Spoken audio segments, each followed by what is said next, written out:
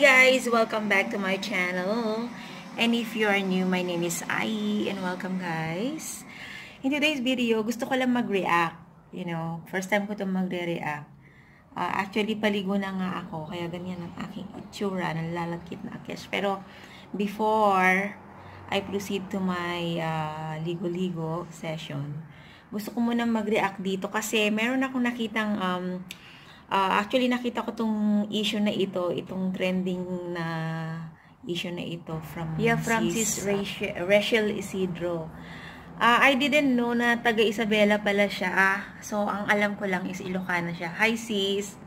So, ayan. So, napanood ko yung video niya. So, doon ko lang nalaman tong issue na to na medyo nagpanting din yung aking parang na-high blood din ako ng konti. Kasi nga taga Isabela ako, guys, if you don't know.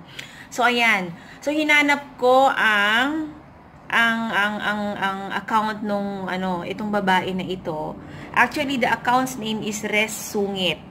Yang Res Sungit na yan, if sino ka man, ha? I'm telling you. Kung sino ka man, kasi hindi nag-a-appear dito sa account na ito, yung itsura mo, ay yung mukha mo. Ang nasa account lang na ito, which you created, is for your husband's mistress. Okay? So, yun ang aking napag-aralan dito sa account na ito. Kabubukas ko lang. Tinitingnan ko lang yung mga post. So, nagkaroon ng bagyo sa Pilipinas, guys. Sa Pilipinas. At ang talagang natamaan is ang Isabela. So, naging malakas talaga ang doon. Ngayon, sinabi niya, meron siyang post. Ipapakita ko sa inyo, guys. Mag-i-insert ako ng mga clips. Ayan. So, meron pang photo dito ng, siguro nung asawa niya at yung kabit. Yun nga yung ang pangalan nito is, teka, wait lang. Ang pangalan ng kabit ay, yan. So, ang pangalan ng kabit ay Wesley Quaresma Domingo. So, ayan.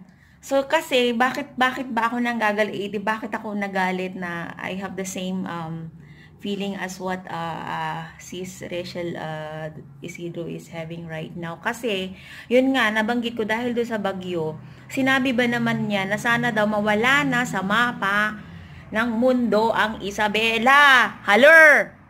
Bakit naman pati lahat naman ng mga nilalang sa Isabela ay dinamay mo, girl? Matindi ka naman. Ginamit mo ang social media para maghimagsik or para ang tawag dito, yung parang i-burst out yung galit mo sa kabit. Bakit naman nandamay ka pa? Nag-iisip ka ba, girl? Mariosep, hindi mo ba alam na ginamit mo pa ang social media naman?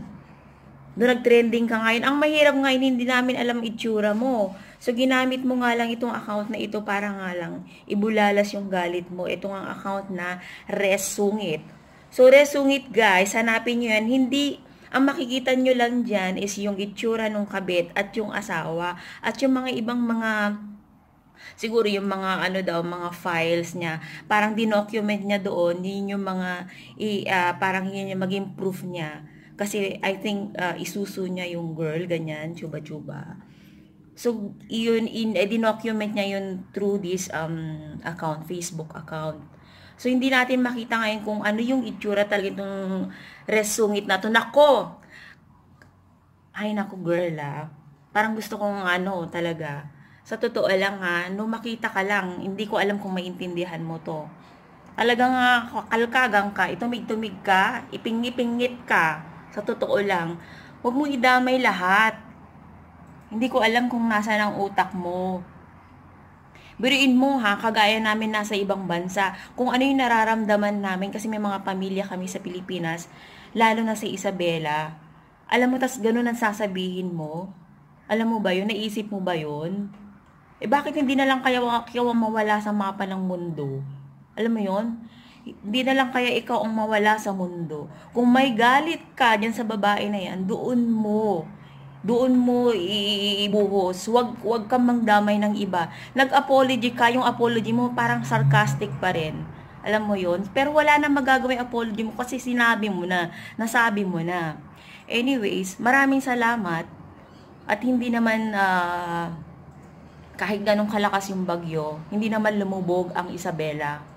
Okay? So, malaman-laman lang ng madlang people ng Isabela kung sino ka talaga. Humanda ka, girl. Humanda ka. Alam mo yan? Baka meron ng iba dyan na nagsasaliksik talaga kung sino ka. Kaya humanda ka. Maling-mali yung move mo. Alright? So, ayan, alam nyo ba guys, talagang nagiinit ako. Parang alam mo yung, parang lalagnatin ako sa galit ko. So, ayun lang, gusto ko lang i-share.